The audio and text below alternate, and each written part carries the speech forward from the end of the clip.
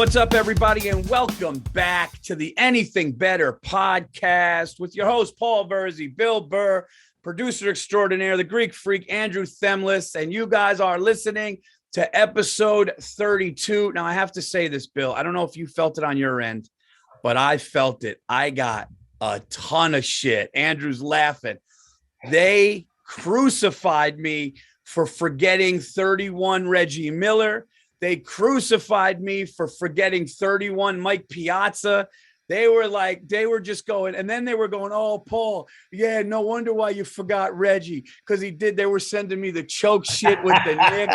I was like, look, man, I'm not pulling up these lists, but yes, I apologize to Reggie Miller, Mike Piazza, all the great 31. I got one too. Somebody said, Billy Smith, what's the matter? 4 Stanley Cups isn't enough for you? He's a goaltender for the Islanders back in the day. We fucked up 31, Bill. We didn't. I read the fucking list and I read 20 of them. All right, but we got to know. We got to be better. What are we going to forget? Magic Johnson on today's episode. Dude, you know what we feel like? We got to get better. We sound like a losing team right now, you know? You know what, Can't look at the coaches anymore. Can't blame the fans. They're not showing up. We just got to get better. We got to get better. All right. Well, this is number 32, Paul. This is number 32. We can't screw this up because, like I said, I mean, you know the big two in this one. There's two big ones in this one. I got to tell you, this was the greatest list that I've seen. This list is nuts. Like, these are like the top 11 32s are all-timers. Number 11, Franco Harris from Penn State. 4 Super Bowls. Was when he retired, he was only second to Jim Brown in all-time rushing yards. And an incredible person. Number 10, O.J. Simpson, 2,000 yards in a 14-game season, and some other stuff that he did. But, you know, he never got convicted. So, you know, except for, you know, buying back his – what, did he steal his Heisman Trophy back? Number 9. Oh, the Boston Celtics. Kevin McHale. McHale. I can't believe I didn't do all the other Celtics along the way. I'm an idiot. I should have been doing all of those. Number 8, Steve Carlton. For the Philadelphia Phillies, what do you have? Like 329 wins, 4,136 strikeouts. The lefty. Number 7, Marcus Allen. Heisman Trophy winner, Super Bowl winner with the Raiders. Number 6, Paul, Karl Malone, the mailman. Huge. These are all amazing. Number 5, Sandy Koufax. Oh, the list keeps getting better. Dude, I told you one time, Sandy Koufax, Pete Rose was signing at Caesars. Me and Lawhead were there, and we asked him who's the toughest pitcher he ever faced. He said Sandy Koufax. That's the all-time hits leader. Number 4, Julius Irving. He wore that when he was on the New York Nets, Virzi. Did I just say Nia? Jesus Christ. Number 3, Paul, Jim Brown. Oh, my God. I forgot. On what list is Jim Brown number 3? When you're talking number 32. Wow. Who's number 2? Shaquille O'Neal. Now, come on. You got to put Jim Brown in front of Shaquille O'Neal. 100%. 4-time NBA, he won 4 NBA championships, 3 pylon with the Lakers, and then 1 when he went to the Heat. Just gonna get shit for that. And number 1, Paul. Yes, deservingly so. Irvin Magic Johnson. Yeah. Showtime. I gotta tell you something. I thought 23 would be a better list. I think 32 is the best list. Oh, easily, Paul. And I didn't even bring up your boy either. Who? I didn't want to bring him up because I didn't want to start. What? Who? Well, they got a number here: Bill Walton, Jason Kidd. And they got stuff like that. Then I went through one, and I was like, "Oh, Jesus, Blake Griffin, Paul." Me and Paul have argued about Blake Griffin. His whole, you're like, all he does is dunk. All he does is dunk. It's like, yeah, in the whole fucking league. We always have a couple of arguments. No, I mean, listen, dude, I went a little hard and you went a little. Here's what happens. I get mad at something and I go hard, and then Bill tries to offset it. So then you give a little more leeway. That's what happens. That's what happens. There's always He could jump out of the gym. He didn't need an outside shot, and then once his legs went, then he started developing an outside shot. And you were like, yeah, this and that, this and that. Dude, the guy helped put the fucking Clippers on the map. I know. The Clippers had the viewership of like a WNBA team before that guy came along. Come on. Nobody cared about the Clippers. They had him in LA. They went down to San Diego. It was San Diego first, then LA. I was thinking the Chargers. What was the LA Chargers, then the San Diego Chargers. Yeah. And LA again. Well, we got a very exciting week coming up, Bill, because NFL football is back. The cold weather. Oh, you know, I'm a kid that loves a little weather. Okay. I got 67 degrees. I got the leaves are going to start changing. I got football coming. I'm up here in the country. I mean, this is my time. I am a fall guy. I am a fall guy, dude. And you know what I hate was last year was the only year I had all the Sundays off because of the pandemic. I could actually watch football like I did before I got into this business. And then there was like no crowd or anything. And then this year, like I'm like crazy on the road for the first month and a half of the season, and it goes by so quick. But dude, I didn't realize they somehow convinced the NFL players to play 17 games this year. Yeah, what's that noise that sounds like a suction cup at like the dentist? Oh, you know what it is? It's my stupid computer because I don't have it plugged in. Hang on, I'm in this dumbass hotel room. Hold on. Okay. No, you know that thing that sucks the saliva? Do I know it, Paul? I used to work in a dental office. I know all about it. Hang on. Talk amongst yourself. Yeah, we're going to get these odds. So this is what we'll do for you guys this week. We'll get some odds out. Bill will make a pick. I'll make a pick. We'll talk a little shit. It'll be the usual shit we do. It'll be the usual shit we do. Why are they forever putting couches in front of outlets? You ever notice that in every fucking hotel room? So I move like fucking 9 end tables just to get to a fucking outlet. So last night we're at the stand. Okay. I was running around like a maniac. I did bonfire, went to the stand, ran a long set, then ran out to YKWd, then go back to the stand. Bill's there, Bartnick's there, a bunch of friends are there. We're hanging out. I get tired. It's like 1 something in the morning. And I'm like, you know what? I had a day. I got to do radio in the morning. So I go, all right, man, I'm going to take off. I start hugging everybody goodbye. And Bill goes, I thought about this later, Bill. I was laughing. Bill goes, dude, what do you think, dude? We're going to the Penn State game. Are you going to do anything? I go, yeah. I go, you going to bet the game? Yeah. And I go, I'm betting 300 on Penn State. And then you go, dude, do you even know? You go, do you even know what the spread is? And I was like, no. And then I go, who they playing? I have never heard a recipe for losing $300 better than that. Paul, you betting the Penn State game? Yeah. I'm putting 300 on Penn State. Do you know what the spread is? No. Hey, who they playing? I mean, what happened, Paul? I just looked at him and we were standing in the street and I started laughing and you started laughing. We laughed for like fucking 2 minutes straight. I mean, that is just the classic. And then I pulled out my phone. Gambler. I go, let me see who they're playing. And they're playing Ball State and they're 22-point favorites. But here's the thing. In all fairness, I was taking Penn State no matter what because we're going to be there. So I would have put that 300. Who they play and the spread would have been insignificant. You know, you got to go a little action. You got to go a little action when you're there. And by the way, I learned this, and I think you'd agree. When you're at a place, when you're at somebody's home, don't bet against them unless you really. I did that when me and Steve Mazzilli went to Monday Night Football, Denver versus Mahomes and the Chiefs. It was a 4-point line. I took the Chiefs, and I ended up enjoying the game, but it was weird hearing everybody go nuts. And I was just going like, I'm telling you, don't be that guy. It's more fun. You can enjoy it with the hometown. It all depends on what you want to do. Unless you're just an asshole. And if you really don't like seeing people have a good time, then you bet on the visitor. And that's the guy that shows up to the craps table. And one of the craps bets is to bet against the roller.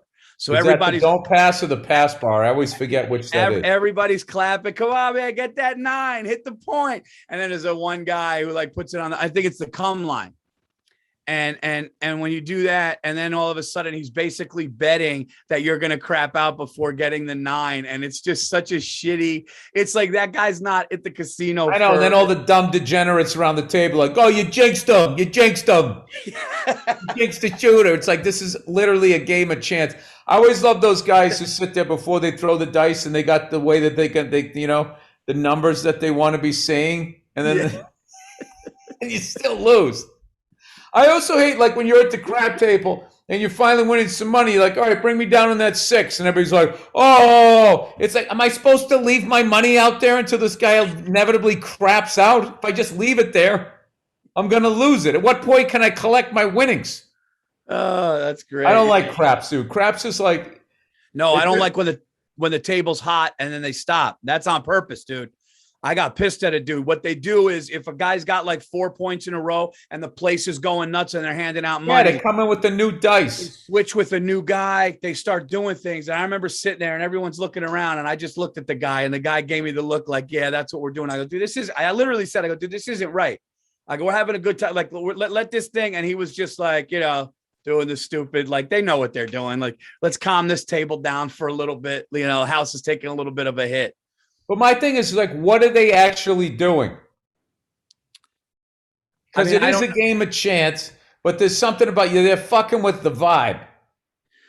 Yeah, it's like, dude, it's like if a coach is not going to take a jump shooter out of a game if he just knocked down 6 in a row. You're not just going to be like, yeah, but the other team might call a timeout, Paul. That's true. That's true. That's true. That's true. Let's ice the kicker here. I was just going to say ice the kicker. Speaking of that, did you see the Florida Seminoles Notre Dame game, dude? That was as good a college football game, especially under the lights, opening weekend ever.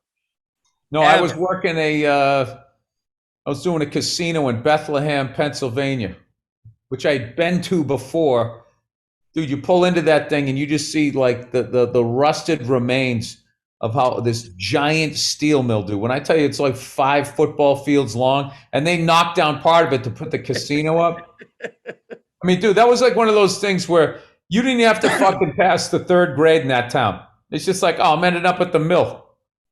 I have a job. I'm good. And that's back when there was like a middle class and inflation and everything. Like, dude, when I was a kid, there was the milkman, there was the diaper man. These guys just drove trucks.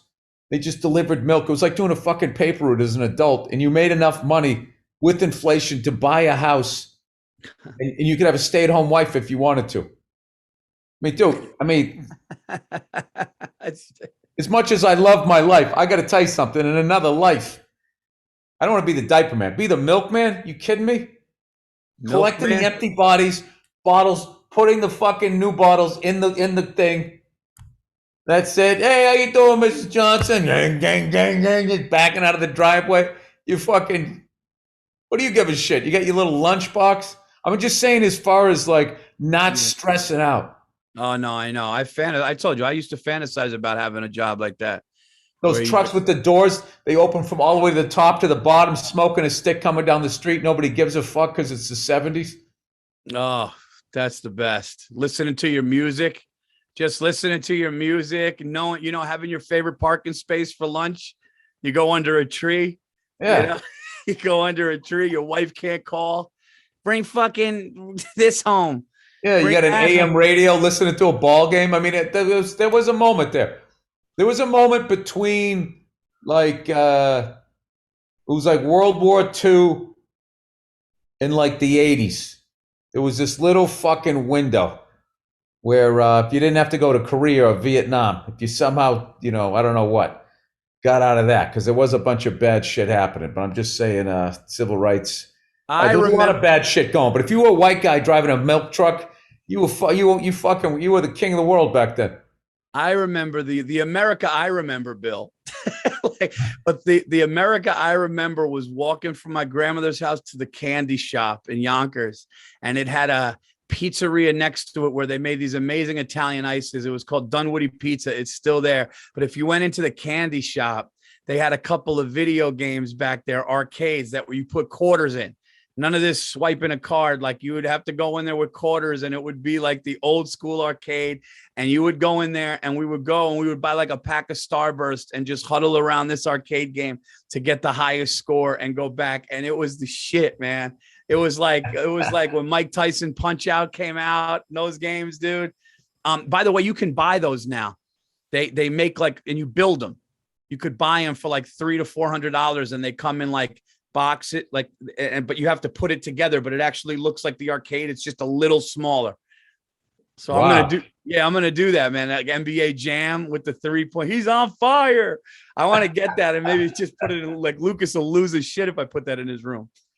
I used to play the Mike Tyson knockout. I used to like that one guy when he would like hop back and then he'd come flying in and throw that uppercut. Oh, the bull. So that guy, it took me about $5 in quarters to figure out. And I used to always like get out of the way of it. My guy would be sitting right there and get his head friggin' knocked back.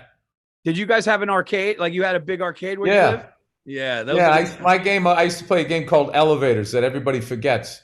And it almost looked like I Spy, where there was one guy who was a spy who was dressed all in white, and then the other guys were, I think the bad guys were all in black. More looking like the Hamburglar, you know, with the mask on. And you like, I think a little helicopter would bring you to the top of the building. Then you had to get in the elevator. I remember that. Floor, yeah, on each floor there'd be these guys, and you'd have to shoot them as you were going down. And then there was always the one bastard as you were going down. Once your gun went below the floor level, but your head was still there, he'd lay down and fucking give you 2 beans right to the head. You're like, fuck. I remember that game with the helicopter dropping you in. I remember that. There was another game I remember. It was like a Vietnam like helicopter one, and you'd go in, and I think you were picking guys up. You'd have to shoot people, and then you'd land, and then as guys got in the helicopter, they go, take it, take it, take it, take it. I never knew what the fuck that meant. They were getting the thing, and then you flew away.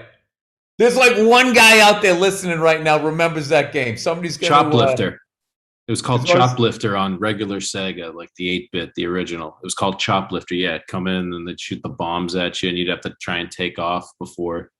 Do you remember those guys running in? Yeah. Going, take it, take it, take it. And I was thinking like they were like wanting me to leave the other guys behind. I was always thinking like, shut the fuck up. I'm not taking anything until we get everybody in the. Want to leave Willem Dafoe down there? That just makes me, every time I think of that, it just makes me think of Leslie Nielsen in Naked Gun when he came out of the movie theater holding his stomach laughing, and then the camera panned up and it said Platoon. It's like this, it's like one of the most devastating endings to a movie, and Leslie Nielsen's like doing a gut chuckle laugh. Oh yeah, crying, laughing. Dude, Leslie Nielsen was a beast. Dude, Leslie Nielsen, our boy there, Pete texted me the other day. He goes, dude, Leslie Nielsen's underrated. I go, dude, Leslie Nielsen in anything that he did after Police Squad, when he played that like just silly aloof cop. Oh my God. Dude, one of my favorite jokes was in Police Squad. He was at dinner and he was in one of like those little corner booths with like the leather chairs or whatever. And he's with some spy lady or whatever, and he knows she's a spy, and she puts poison in his drink.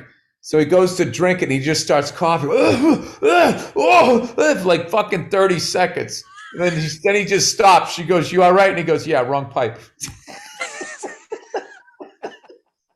It's such a stupid joke, but and then they just plow ahead. Like, okay, well, I guess if you drink poison, but you inhale it rather than drinking it, you don't die.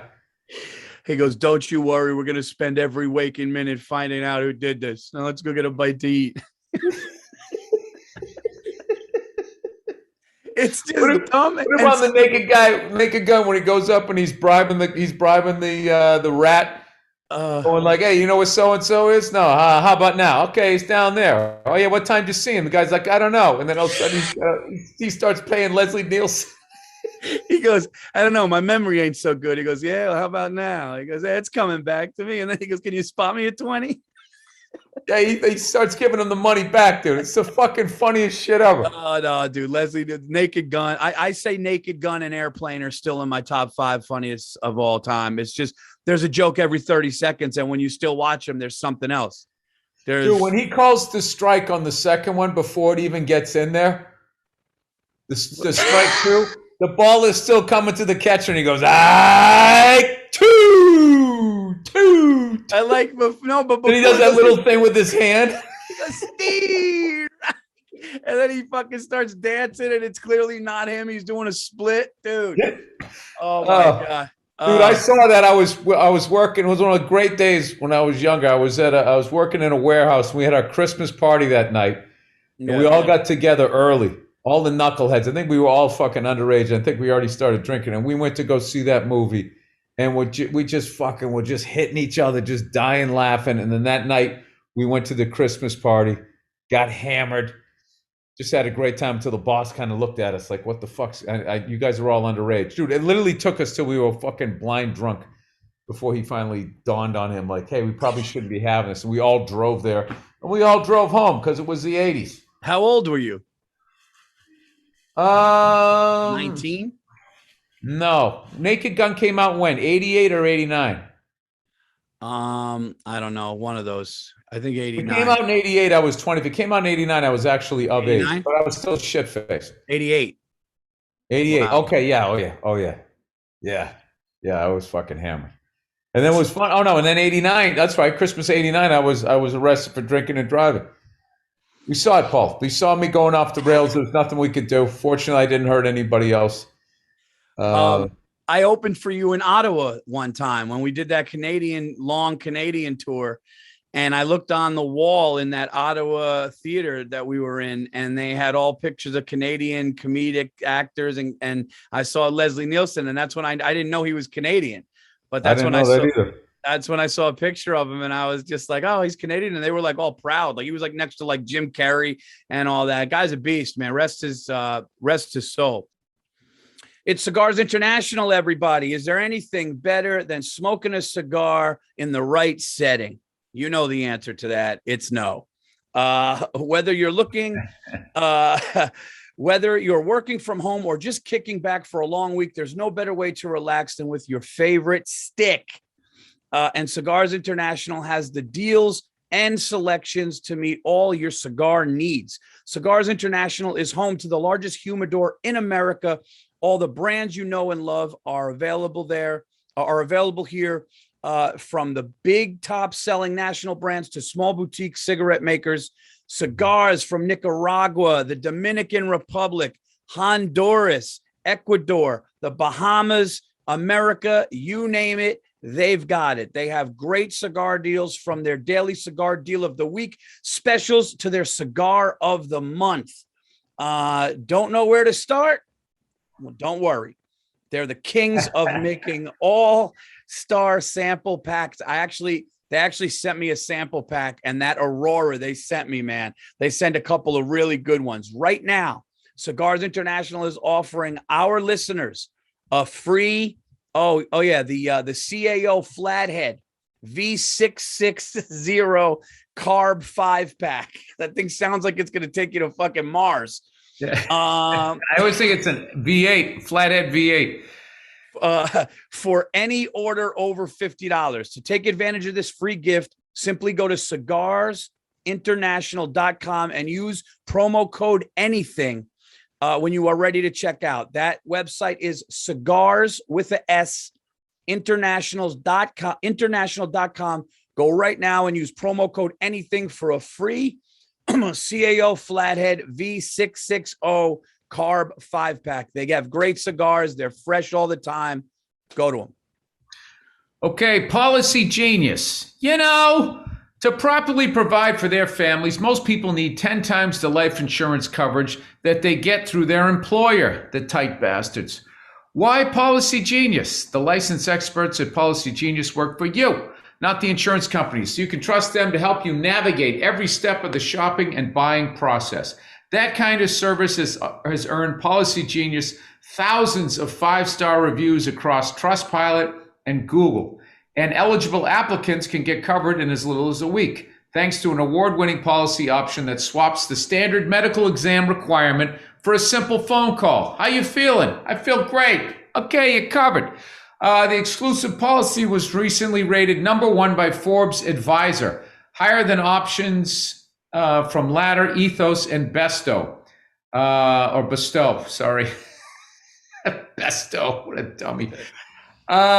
Getting started is easy. First, head to policygenius.com/better. In minutes, you can work out how much life insurance coverage you need and compare personalized quotes to find your best price.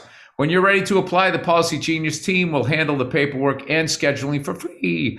Policy Genius doesn't add on extra fees. Head to policygenius.com/better to get started right now. That's policygenius.com/better. Policy Genius. When it comes to insurance, Paul, it's nice to get it right.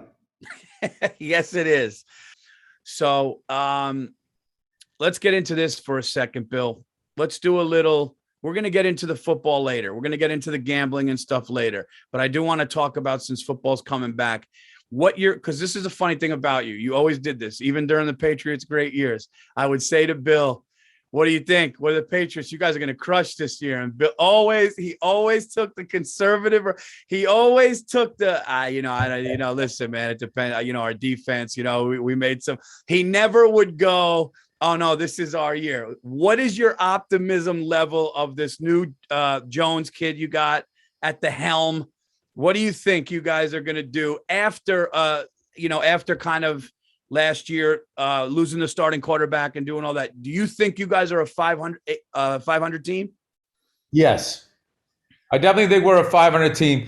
I still think it's Buffalo's division with Josh Allen and all those guys they got out there.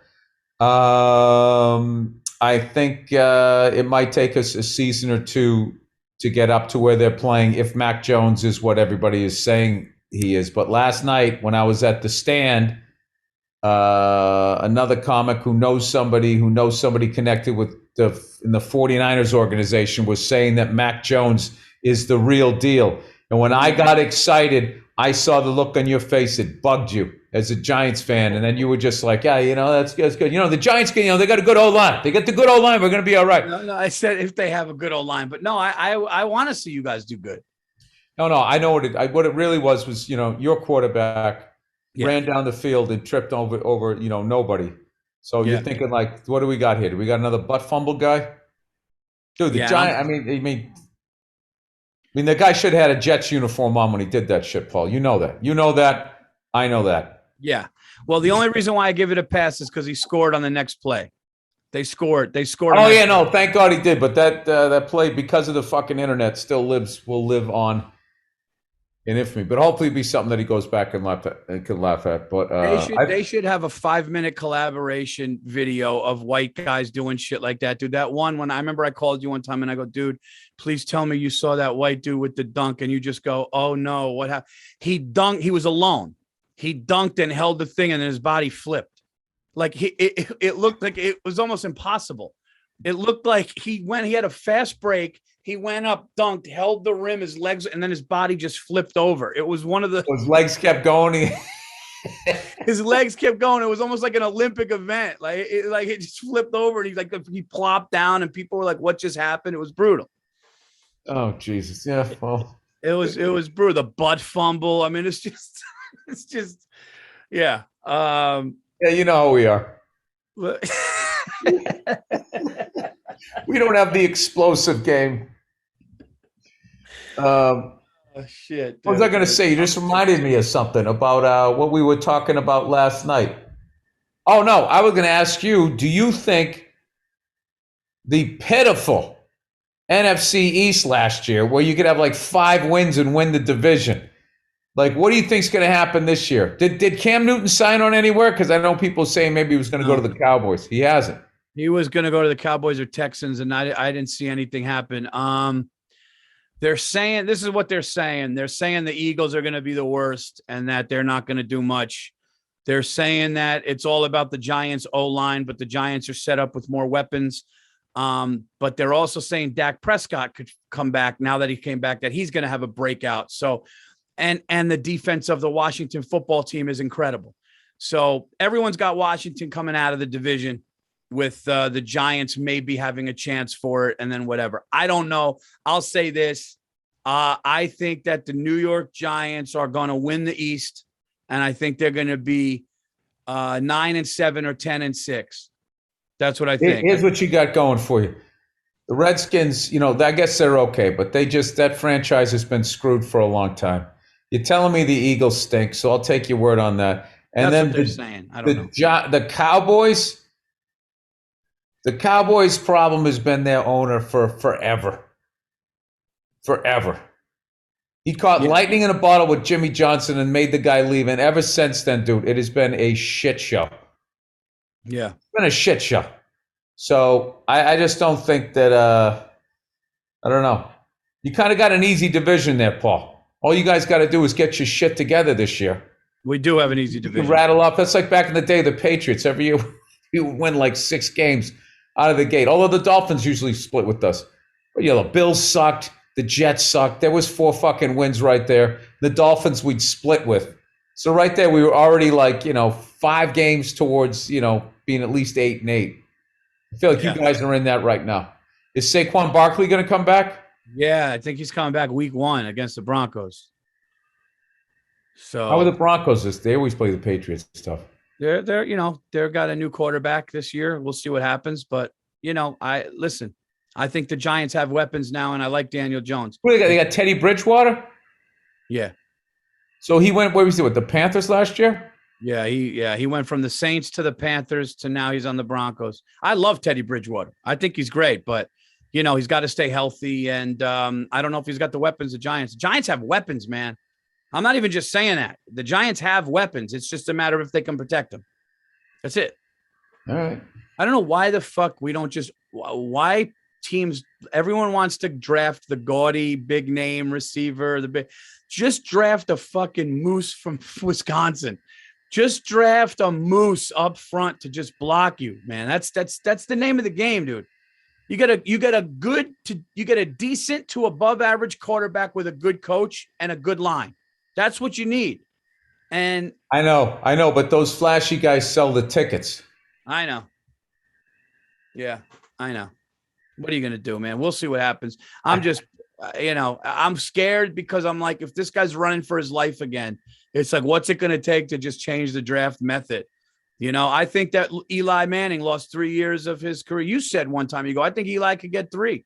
And at first I was like, I don't know if Bills. And then I saw the run that they could go on. And I was like, oh, he's right. Eli's got another one in him. And then they just didn't protect him.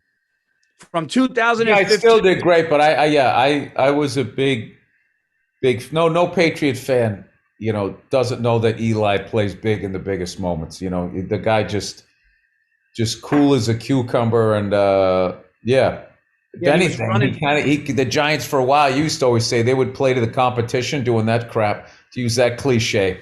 You guys would lose to the Redskins or something like this, come out there flat. He's like, the Redskins suck, but as long as you made the playoffs, then you guys became really dangerous. So we'll see. I'm just psyched. But I guess they're playing 17 this year. Jesus Christ. I can't believe that with all this CTE shit that they're going to do this, make them play an extra game. I think because the players wanted to play one less preseason game. And then the owner's like, all right, well, then make it a real season game. And it's just like, I don't know. I think that's crazy. Dude, last night there was a kid at the stand who played football in Florida. He played for he played for a Florida team, not UCF, but one of those Florida teams he played. But he said he played against the Florida Gators. He played against all these teams. And the guy was not that big. He was just under 6 feet or whatever. I think you saw him, and he was just talking to me and Bartnick. And he goes, after my 8th concussion, coaches and them were like, yeah, dude, you're not going, you're done. You weren't going pro anyway. You had 8 concussions. You're done. And he's like, no, I think I could. And they were like, no, dude, you're not. You're that's great that they do that now. Yeah. Yeah. But he was back in the day, they'd let that kid keep playing till he was punch drunk, and then you don't make the NFL. Dude, when I was born, I believe in 1968, they only played 12 games. And then they moved it from 12 up to 14. And then from 14 to 16, which has been 16 forever. And now it's 17. So they've increased 5 games a season since I've been born. It's last selfish. half century. It's selfish. It's all for fucking money, and it's ridiculous. It's ridiculous, dude. All right. So what records do you think are going to fall now? Now you have 17, like most passing yards in a season. I don't think rushing's going to go because nobody fucking runs the ball anymore. But like, I think a bunch of passing records. Yeah. You get an extra game every year. Yeah. Then people start doing the asterisk. It's going to be a mess. I don't know. But as a fan, I'm happy. Yeah. You get another week to sit down and fucking eat.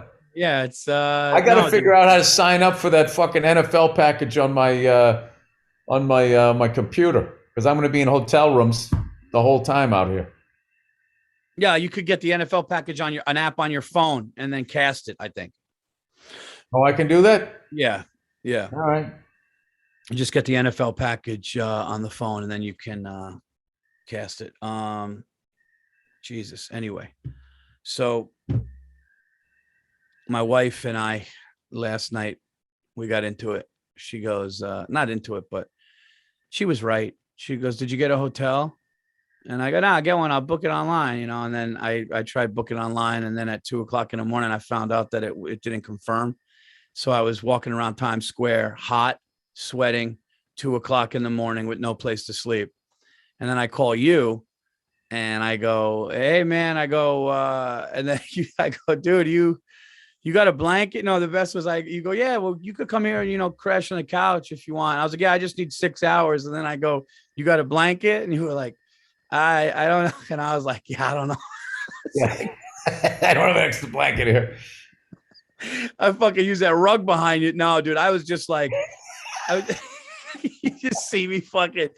No, dude, I know, dude. I look like I'm in a hair transplant waiting room. They're just subconsciously putting rugs on the wall to try to sell it to you. Like this right here looks like the old school hair plugs when they used to just staple them into you. Dude, I used to be able to sleep comfortably in a hotel. I can't anymore. Is that weird? I used to go to a hotel and be like, no wife, no kids, show's over. I don't got shit to do tomorrow until 5, 6 o'clock. And then I would just wake up and be like, who called? I'm in a strange place. Starting to fuck with me as I get a little older. I'm not doing good with age, Bill. I'm not doing, you know that about me. I want to run a 5.5 or less 40. Oh my God. Paul's texted me the other day. He said, you know what? If I drop a few pounds, you pulled your groin. No, I have a hernia. You have a hernia, which sucks because you were trying to get in shape where you could run a sub 5 or less 40-yard dash. 5 or less. Yeah. And I don't think now with the surgery and the recovery and stuff like that. Well, you wouldn't have anyway. No, I probably would have gotten to like 5.5, 5.6. I've done that before. I wanted to get it lower than that though. You've done it before when? Years ago, I ran a 5.5. What does years ago mean, Paul? I don't know. Middle school? Yes. No, I'm just kidding.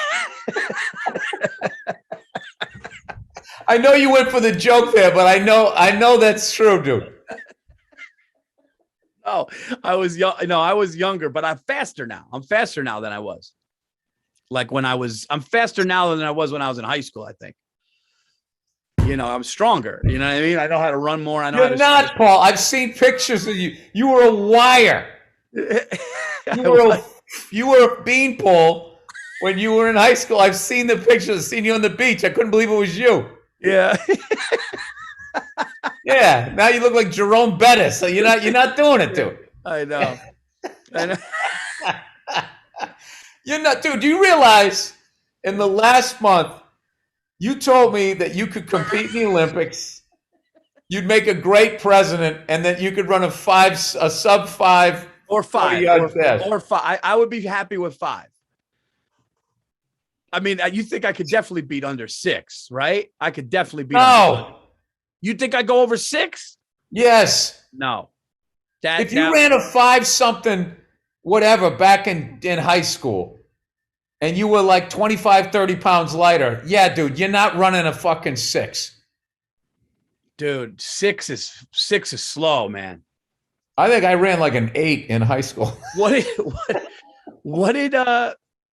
did Brady run when his body looked horrible in that draft? Can you find that out? I don't know. Whatever muscle twitch he has, that's what I have. Dude, Brady ran like he was fucking jogging to the store. No, when he runs, he looks like how tall guys used to look. Tall guys used to be big and clumsy. He's like an old school when he runs. When he's standing there like passing the ball, he looks like a fucking, superstar.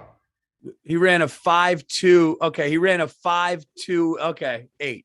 So he almost ran a 5.3. Dude, that's fast. And he was running like he had shit. It's not NFL fast, but 5.28 is fast. The only position you could fucking ever get in the NFL. Was that? Peyton ran a 4.8.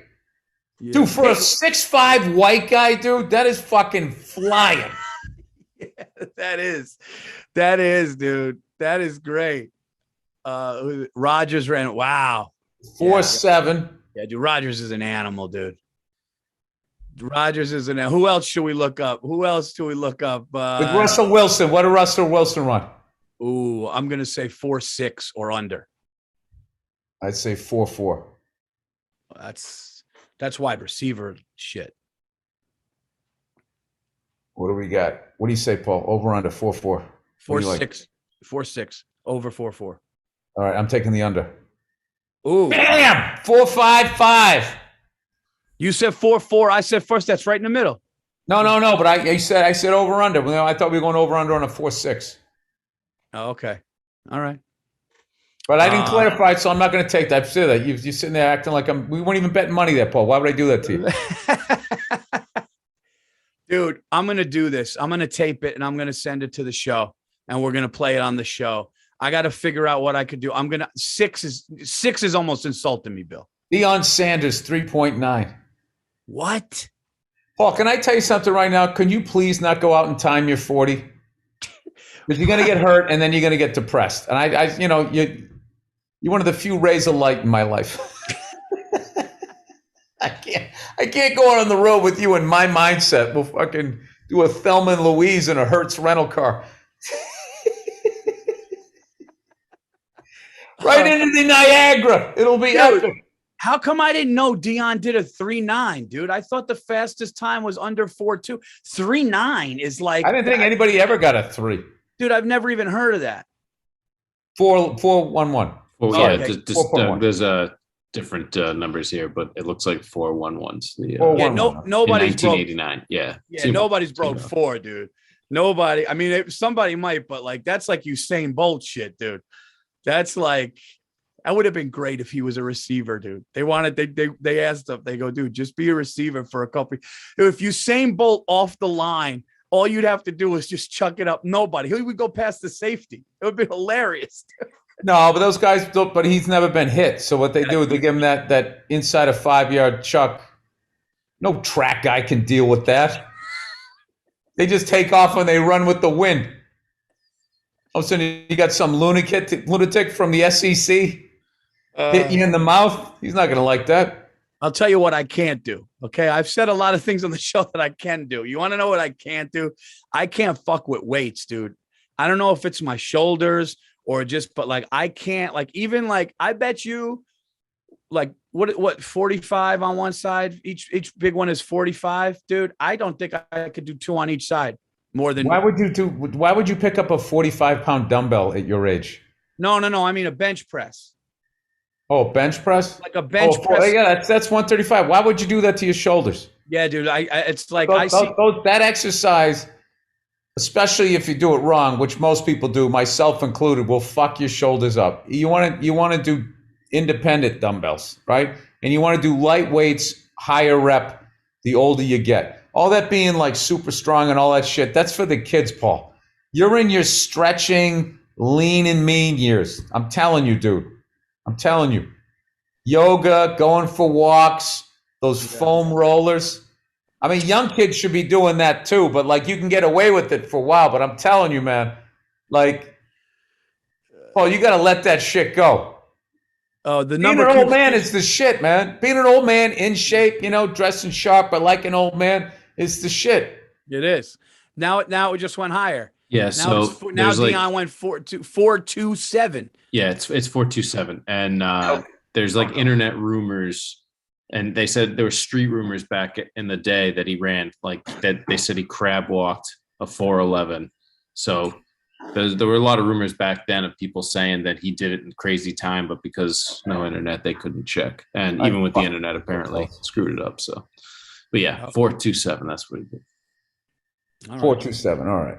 I swear to God, Paul, I think I ran a high 7.40 in a pair of shell toes in gym class. I'm interested to see what my son does. And this is what's funny, dude, is I kept myself in shape. And in my early 30s, I was playing touch football in Central Park with a bunch of comedians.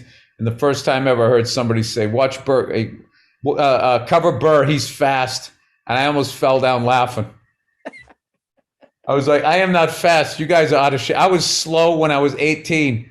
I just didn't put on 30, 40 fucking pounds like all of you guys. Yeah. I'll still never forget that game, dude. I couldn't fucking walk for like 4 days after that. Because none of us stretched and we were all in our 30s. That was the first time. I think it might have been like late 20s. I had like some crazy bruise on my arm. Dude, it was like me. Oh yeah, Bobby Kelly. This famous Bobby Kelly story. So me and Bobby were roommates. And I was having a better game than him. And he was just like, he was psycho competitive back then. So at one point, there was like, I think one person rushed or two people rushed or whatever. So Bobby was rushing and I was blocking. And I saw his nostrils flaring right before the kid hiked the ball. So I knew he was coming. So what I did was I just sort of, as he jumped up, I hopped back. So that first burst, he would catch nothing but wind. You just catch the air, right? And I knew that that's all he had because it was getting to later in the game and he was gassed and he was emotional. So he was using up his energy. So I kind of jumped back and he missed anything. And I just sort of, and as he was falling, I just sort of guided him to the ground, kind of so he wouldn't hurt himself. Don Zimmer? Yeah, like Pedro Don Zimmer. Like, well, that's perfect. Right to the ground. Yeah. And he got so mad. He grabbed 2 handfuls of grass and just ripped them out of the ground, and then went right in front of me and just went, he threw it as hard as he could, like right in my face, but it was grass. So it went like 90 miles an hour for about like 6 inches, and then just went like in between me and him. And then I remember this Puerto Rican kid that was playing too, he goes, some dude, he just go, yo, he bugging.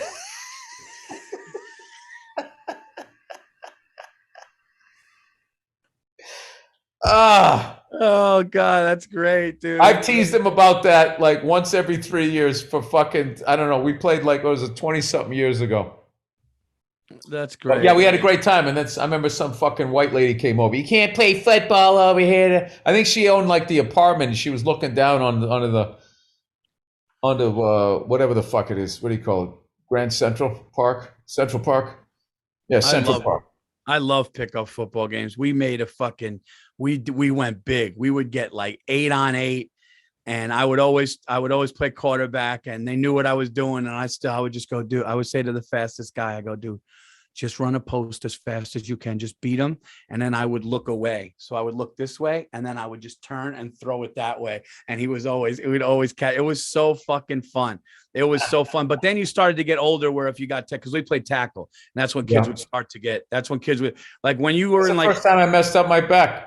Get hurt. We had this game. We had this game going on of it wasn't the popular kids, it wasn't the nerds, it wasn't the burnouts, it wasn't the metalheads, it was the good shits.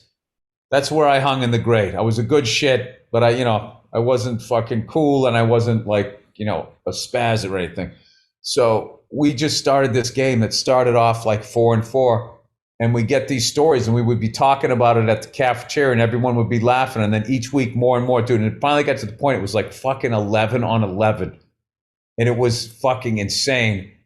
And then what ended up, I ended up fucking my back up. And I knew I should have taken a week off. But the other kid, come on, what are you, a pussy? And I played, and ever since then. It was the first time I messed up my lower back. But then eventually what happened was the really popular kids started playing. The actual football players, and then a lot of the good shit stopped playing, and then it just became, like me and 2 of the other like regular guys versus all these guys that were actually on the football team. We would get smoked. remember they were just, just faster. They were bigger. But, I'm really glad I did that because it was better than playing organized football. Because then I really would have got my fucking bell rung or whatever that. But the fact that you play, because there is something to say about playing without a helmet, like tackle football. Nobody's leading with their head. You know what I mean? Yeah. A lot of shoulder tackles, trying to grab the legs and shit like that. However, early on, when football first came about and it was evolving from rugby or wherever it came from, like they would have like 3 or 4 guys would die during a game. It was insane. So they were going to try to outlaw the game. And what's his face? Joe Bartnick was telling me Teddy Roosevelt wanted to save the game. So he enacted something about the forward pass or something like that to try to like open it up a little bit and not just have a bunch like 12 guys, 11 guys on each side just smashing. Yeah, it's we were talking about it last night, man. It's like a mini car wreck, dude. Like I think it was either Jerome Bettis or another. I was talking to Bartnick and that guy about this last night.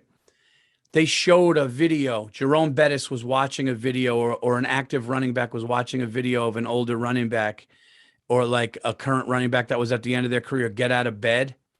Yeah. And they said from fucking Monday to Wednesday, the dude would like roll out of bed and like military crawl on his arms to the bathroom, slowly get up, dude. And active running backs were watching it, like crying, like what they say, like what happens to your legs. I think that's why Saquon is so successful. And if you look at Saquon's quads and you look at Barry Sanders' quads, those guys that are low to the ground and they're the Earl Campbell, those guys' fucking legs, their bottom of their legs were like tree trunks. And they were able to, but like, dude, the beat. Yeah, but look at Earl Campbell. Earl Campbell ended up in a wheelchair. It's fucked up, dude. Dude, I saw seeing Gronk have to take a year off. Dude, what about I did Gronk a roast crying? one time. I did a roast with that guy one time, dude. His legs are like fucking 3 of my legs. Like one of his legs. He was gigantic. And I remember seeing I watched this guy play football and like someone would come from the side, hit him in the side of the leg, and I watched this mountain of a man go flying. Like how strong are these guys? So yeah. Like for Gronk to look like a rag doll, it's like, easy. He never looked like a rag doll, but he definitely went flying.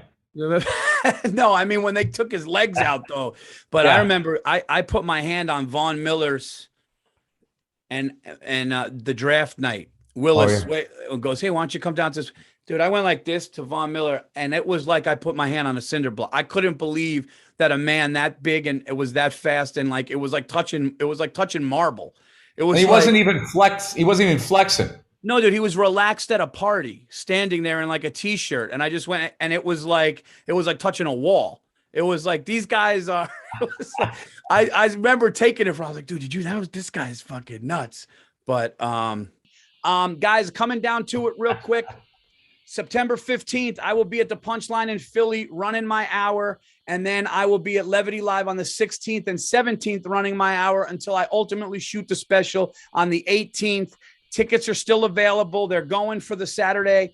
Pick those up. And the Wilbur Theater, October 22nd. Get my YouTube, Virzi Effect, Monday Morning Podcast, Bill's shit, my shit. Thank you guys so much. Is there anything else, guys? I think that's it. And let's go, New York Football Giants.